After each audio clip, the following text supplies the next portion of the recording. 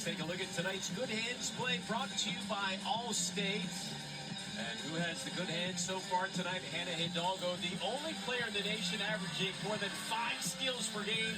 She has 2 so far, Angela. Let's put this in perspective.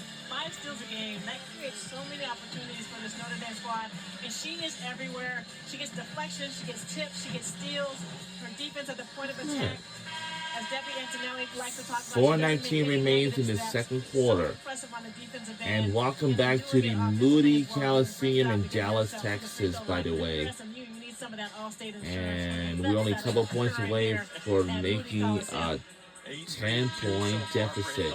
She's so much more than numbers.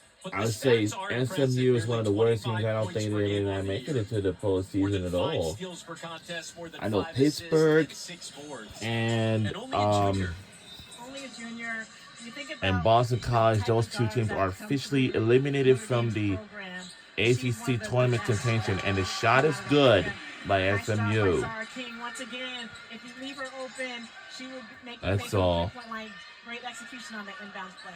King pulls the Mustangs back within 6 again. King, a player who averaged less than 3 points per game last year for Cal.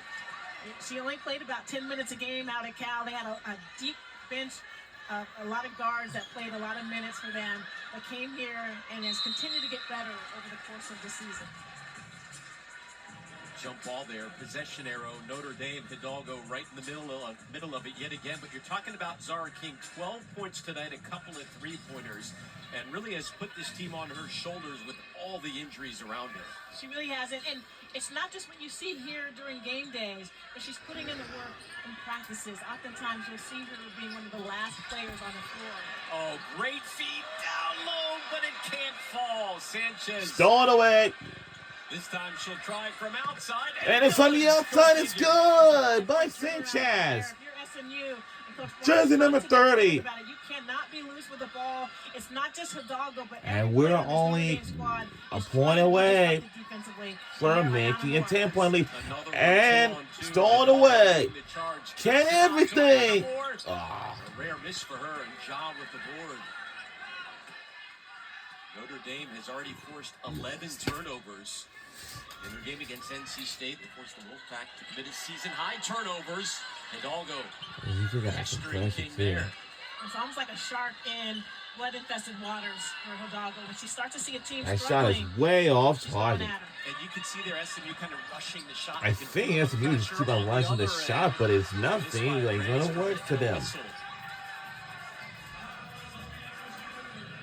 Just over the last minute and a half, wait a minute, did 3 turnovers, and that is not a good sign for them. Offensively, they need to at least get a shot up on the rim. They're giving themselves a chance at a second chance opportunity. Notre Dame, it's contagious. They thrive off of that disruptive defensive energy. Well, it either the white one or the other one that gave it too, but it's just doesn't. King. Another one up. Whoa! 3 is good for SMU. Sunday in Highland Park, and the bank is open here for Zara King. A big smile on her face, but that she loves to do that. Just a little side step back 3 to create a little bit of space for herself. She's got 15. It sounds like a broken record, but the threes keeping SMU in it. No, for the rebound. Offensive board. She misses, batted out of bounds. Mustangs ball. Wow. Zara King. There's so much pressure on her. She has to be a high volume shooter for SMU. Switch out by Prosper. Kind of laid off of her a little bit on that play. Gave King just the amount of space that she needed to get that shot off. And you got to love when the bank is open on a Sunday. SMU with 6 3-pointers here in the first half. 2 to play in quarter number 2. Shoved by Grace Hall. Meanwhile, a whistle away from the ball underneath the basket. This is something that SMU was thinking about doing. Their perimeter players, because they're playing some post players at the 2 and 3 position, have a size advantage against Notre Dame's smaller guards. So look for them to try to post their perimeter players up a little bit to take advantage of that size. Foul on to Jesus, her second.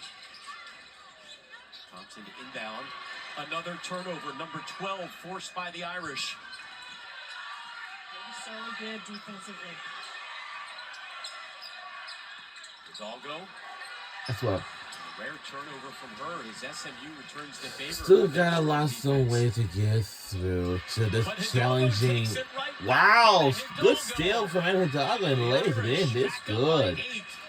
Ah, And here's just some advice so for close. SMU teammates. Like whoever Hannah is Very guarding, close. should not have to bring the ball up the floor. That's a particularly stolen. top Good is steal by not your Hannah position. Playing Hidalgo. point forward, She she's has traditional making point really guards good to get the steals so offense far. initiated. And look how she's doing. Another Another steal. Jesus. Ah, wow. Travel. Travel, darn it. Well, what we're seeing is two That's a good SMU steal, but we players just couldn't behind the ball, and the rest of get the it up players in there in at the end of the floor time have to come back before the and help out their travel. teammates, particularly when Hannah Hidalgo Oh, we is can on the ball get and something needed back to on track.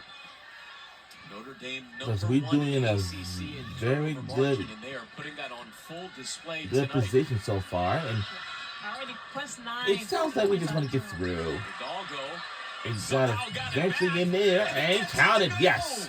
It's a 10-point deficit. Is on display It's a right there. She did not 10-point give up. deficit. So it could have easily been It's a a foul. 10. She could have been complaining to the officials, but she kept Good- going, got her own good rebound, point and for right back. 10. That is why she's one of the elite players in the country. Nope. Short on that one. Hidalgo is relentless. Look Let's out. scramble for it. SMU. And Gives good it up. opportunity there. Hidalgo, Let's try to get 1-on-2. through. She goes It's behind the possible and Wanted short. a foul, didn't get it. But just didn't go through. His ability to It's a change 10-point direction deficit. on a Some things dime, will change. Her handles, her quickness, her competitive instincts. So fun to watch. Through any other time, anyone never do. Fires it off the glass. Looked like it was And gonna that fall, is but didn't. off target. And it's a 10-point deficit. Things will get pretty interesting at this moment. And how I say that, as well it is. Potentially, it's only one thing to find out. Ready to make her closing move to half. 12 points so far for Hannah Hidalgo. Lost the handle. Hidalgo gotta hurry. Hidalgo. And oh, so An close. entertaining first half for Moody Coliseum. Oh, that was close. Oh, Why they've been playing really well. Defensively, they're creating Wow. opportunities for themselves in very transition. close. We're in the half On-court court. ruling is a defensive foul on SMU, number 12, number 4. Plays on review to see if the clock expired prior to the illegal contact. All right, hold on for a minute. Let's see whether there's any adjustment to that game clock before, you know. King was very physical on display. Let's take a look on the closeout. They caught him on Anaya Brown. There you go, 0.1 on the clock. Yup. And for Brown, that's her potentially her third personal foul. She sat most of the first half in foul trouble. And you definitely don't want to foul a jump shooter, certainly with the shot clock winding down. You could see the There's- frustration a moment ago. I would for say head coach to Ian y'all, Marks as SMU is for our Notre Dame played women's well in this basketball first team half. will have a great, tremendous, We talked a lot about incredible season Hidalgo's because, you know, explosiveness off the we have dribble. 5 SMU went recruits back into a and the shooting best zone class with about in our 9 nation. seconds left. After review, the on-court ruling is confirmed. The defensive foul by SMU number 4 stands. However, since Hidalgo is still an airborne shooter and the foul occurred after triple zeros, they will finish the half with Hidalgo shooting 2 free throws and no time on the clock and no lineup. Well, Notre Dame is fine with that. It looks like we're like pretty fine with that, I suppose. Again, And it so takes there'll be away a little no- bit of momentum for no SMU time as in the they game put together clock. a strong half. So So what we're SMU gonna do at is this we're point, going back to the Jackson, free throw ending line that first half on with 4 and shoot turnovers in the 2, last 2.5 and then we'll minutes, finish 7 up the turnovers, first half of the last game. 4 in a scoring drought. But you don't want that type of play. You love the fact that they're being aggressive defensively, but you And- absolutely cannot allow Hidalgo to turn the Yup, corner, we get are to gonna the be zone and get to her in spot. trouble. She is 6 for 7 from the line so far.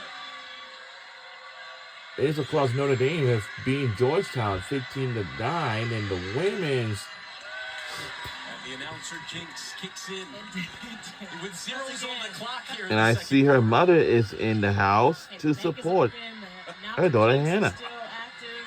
Yeah, it's all in effect. You know,